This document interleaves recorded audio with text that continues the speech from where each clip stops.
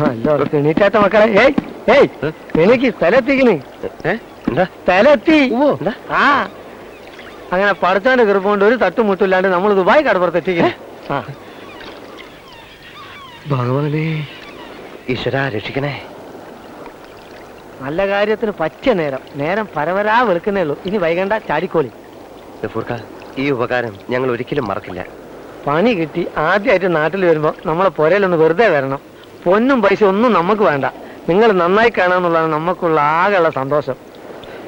ദൈവമാണ് ഗഫൂർക്കെ ഞങ്ങൾക്ക് കാണിച്ചു തന്നത്. ഗഫൂർക്കയാണ് ഞങ്ങളുടെ ദൈവം. നിങ്ങൾ രണ്ടും നമ്മളെ മക്കളാണ്. ഇനി വൈകണ്ട. നീന്താനുള്ള ട്രൗസറും കുപ്പായിട്ട് വേഗം ചാടിക്കോളി. ആ കാണാണ് ദുബായ്.